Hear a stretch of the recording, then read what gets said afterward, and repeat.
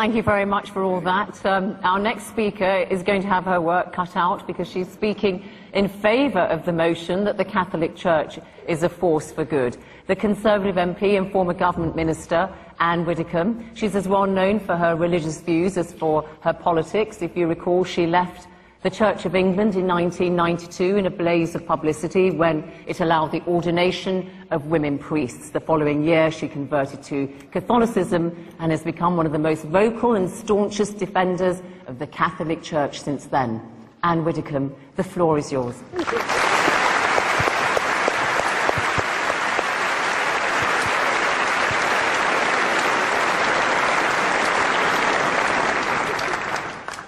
If apologies are due tonight, they are due from Christopher Hitchens, who has just run through one of the longest series of misrepresentations of the Catholic Church that I have heard in a long time.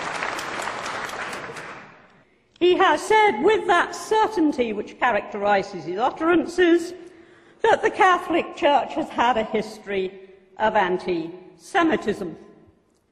Let us just look at the record of the Catholic Church. When the Jewish community was under the most serious threat that it has faced in recent centuries, and just look at the role that the Catholic Church played in the last World War. Mr. Hitchens ignores the thousands of Jews who were secreted and rescued in churches and monasteries throughout Europe. He ignores the 3,000 Jews who, in the course of that conflict, took refuge in the Pope's own summer palace.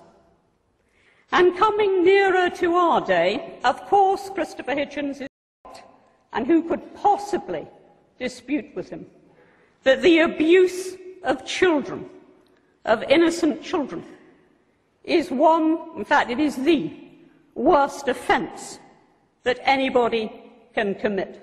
Of that, no doubt. But again he seems to think that the Catholic Church should have had some unique insight which demonstrably was lacking in society as a whole. Do not expect the Catholic Church somehow, when that was the state of knowledge at the time, in a unique and completely different way. In retrospect, yes, of course. In retrospect, yup. In retrospect, it should have done. So should the magistrates. So should the Samaritans. So should the National Council of Civil Liberties.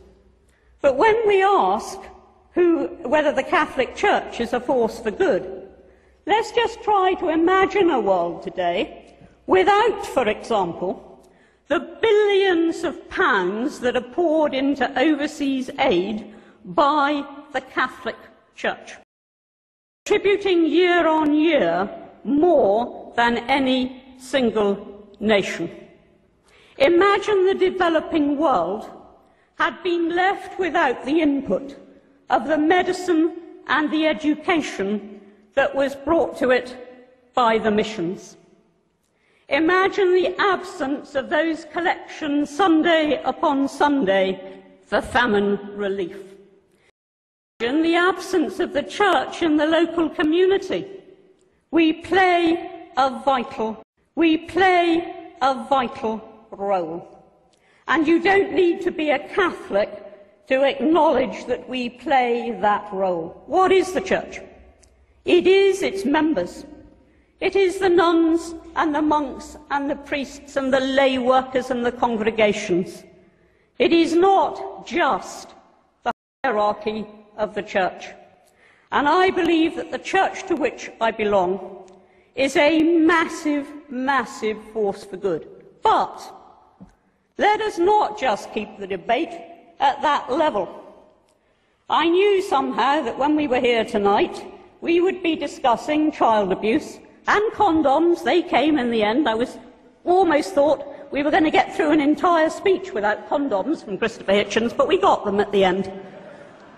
But that is not what the Catholic Church is about. It isn't only about the physical relief of the poor. It isn't only about the work it does on earth, but it is the message that it preaches. And that message is one of hope. That message is one of salvation. And it is all very well for some people in their intellectual arrogance to say, we can do without that. But actually, billions of people across the world live by that message of hope and of salvation. They try to live by the commandments and also by the interpretation of those commandments by Christ. Yeah, sometimes they fail. Sometimes they fail. Human beings do fail. But overwhelmingly, I say to you tonight with no apology or whatever, that a world without the Catholic Church would be poorer, would be more hopeless, and would be a worse place in which to live.